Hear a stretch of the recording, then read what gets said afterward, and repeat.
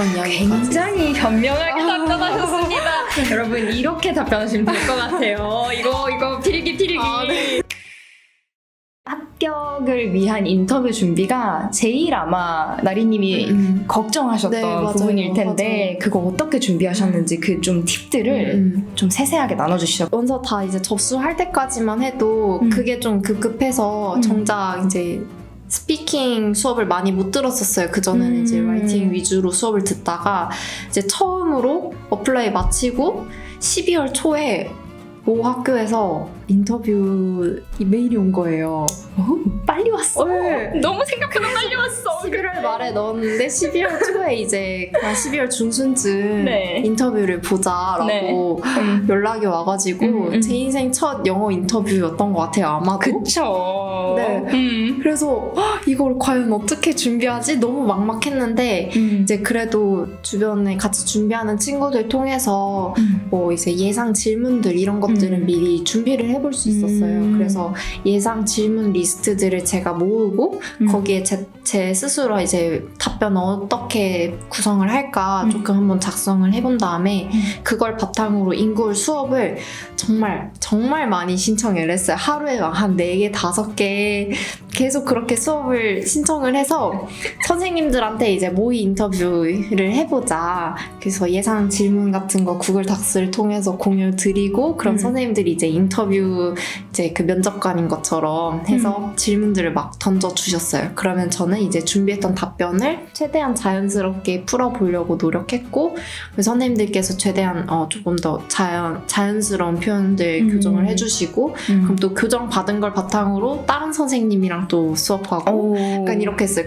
제가 평소에는 수업을 같이 하는 선생님들 위주로 그 진행을 하는데 인터뷰 준비할 때는 최대한 다양한 선생님들과 왜냐하면 면접자 그리고 교수님들이 어떤 성격의 그 교수님들이실지 모르니까 최대한 뭔가 낯선 환경들을 많이 구성하려고 노력을 했고요. 했죠. 네, 그래서 표현을 진짜 입에 막 익을 때까지 계속 수업을 통해서 나리님 익혔습니다. 진짜 나리님 그 인터뷰 전날 얘기 한번 해주시죠.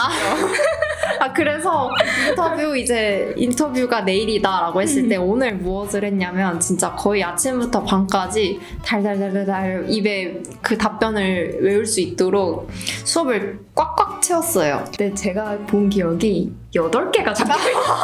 4시간이 있는 거예요. 뭐지? 내일이구나. 오늘이구나. 약간 와 그때 진짜 깜짝 놀랐잖아요. 근데 이게 그냥 말하는 게 아니라 이게 긴장한 상태로 연습을 하는 거니까 체력 소모가 엄청나고 피로하고 스트레스도 많이 받고 있어서 막 온몸이 다 그 쑤실 정도로 그 근육통이 막 느껴져요. 근데 이제 체력이 떨어지는데 어쨌든 컨디션을 끌어올려야 되니까 지금 진짜 쪽잠 자고 일어나서 수업 듣고 또 자고 일어나서 수업 듣고 이렇게 인터뷰 당일날도 이제 시차가 있으니까 보통 오후쯤에 인터뷰를 받거든요.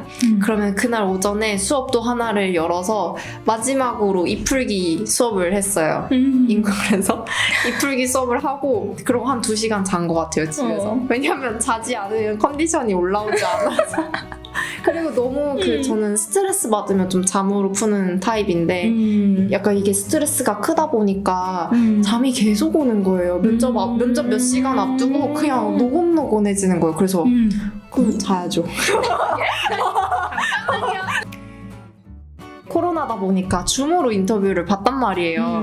답변을 제가 제 나름대로 스크립트를 어느 정도 짜놓은 게 있었는데 비상시에 뭐라도 보고 임기응변으로 이제 대처를 해야 될 것 같아서 줌 화면도 켜놓고 이제 스크립트도 아주 그 한두 줄 보일 글씨 한두 줄 보일 정도로만 이게 스티커 메모 같은 거 띄워놓고 했어요. 근데 면접 보기 전에 혹시라도 제가 그 스크립트를 읽게 될 상황이 생기면 어떡하나 교수님이 이거를 내가 읽고 있는 거를 눈치챌까 아닐까 그게 궁금해서 네. 스크립트를 위에 살짝 띄워놓고 그걸 한번 읽어보는 거를 녹화를 했어요. 그러니까 중간중간 답변하고 읽어도 보고 이렇게 해서 녹화를 한 다음에 이제 제가 모니터링을 해봤거든요.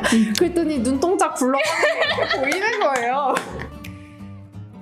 혹시 우리 나린님처럼 또 대기과학을 전공하시는 또 예비 박사님들이 또 계실 수 있잖아요. 그분들을 위해서 어떤 면접 질문들이 나왔는지 그런 걸 좀 한번 나눠주시고 핵심 답변은 어떻게 했다? 이런 것까지 좀 팁을 나눠주시면 좋을 것 같아요. 네네. 인터뷰 때 굉장히 정석적으로 물어보는 질문들이 있어요. 그리고 그게 결국 또 원서를 쓸 때 SOP에 담아내는 부분들이기도 하고 그래서 제가 인터뷰할 때 나왔던 질문 중에는 왜 박사 과정을 할 거냐 그런 것들을 물어보셨고 그리고 왜 우리 학교에 지원하는지 그리고 특별히 관심 있는 연구 분야가 있는지 졸업 후에 뭐 할 건지 이런 것들을 이제 기본적으로 물어보는 질문들이었고 저는 처음에 왜 박사 과정을 YPHD에서는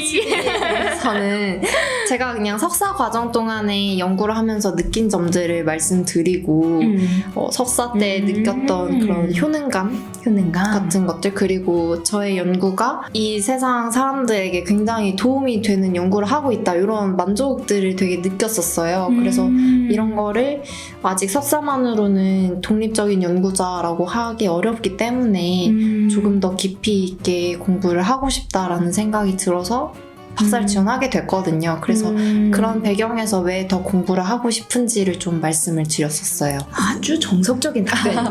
네. 역시 공부를 좋아하는 사람을 사실 교수님들이 좋아하시니까. 네. 그럼 why our program? 이렇게 또 물어봤을 것 같은데 왜 하필?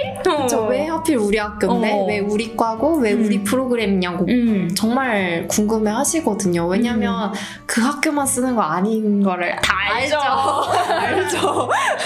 그렇지만 왜 내가 이 당신들 학교에 가고 싶어 하는지 그걸 좀 잘 어필을 해야 되는데 그쵸. 맞죠. 저 같은 경우는 이제 특히 지금 제가 가게 될 학교는 연구 중심 대학이기도 하고 그래서 저희 과는 특히 학부 과정이 없어요. 대학원만 있어서 정말 대기과학과로는 연구 위주로 하는 그런 학교고 굉장히 대기과학으로는 정통이 있거든요. 아까 그 콜로라도가 이제 대기과학 쪽이 좋다고 했듯이 그래서 전통이 있는 학교이기 때문에 그 학교의 강점을 좀 잘 설명드렸었어요.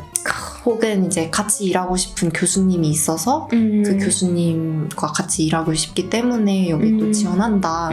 그런 위주로 이 학교나 랩실의 그 특징, 강점 이런 장점을 이렇게 평소에 제가 생각했던 연구 질문들이나 공부하면서 궁금했던 점들 혹은 조금은 더 깊이 공부해보고 싶은 컨텐츠들이 있을 거 아니에요. 그래서 그거 위주로 설명을 드렸고 이제 이거는 조금 장단이 있을 수 있는 게 어떤 교수님들은 정말 스페시픽한 퀘스천 하나를 가지고 있길 바라는 분들도 계시고 또 반면에 어떤 분들은 본인 펀딩이 이 주제에 맞지 않은 펀딩을 가지고 계실 수도 있잖아요.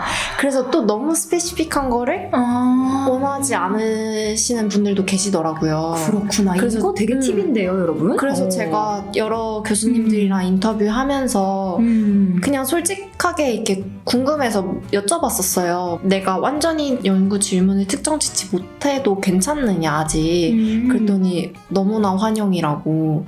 오히려 조금 더 오픈되어 있으면 더 다양한 랩실에 우리 랩실이 아니라도 다른 랩실에 갈 수도 있고 좀 맞춰갈 수 있는 여지들이 많은데 너무 이 학생이 요거에만 관심이 있다라고 하면 본인들은 그런 연구를 지금 같이 할 환경이 안 되는데 그러면 어쩔 수 없이 합격 레터를 주기 어려울 수 있잖아요.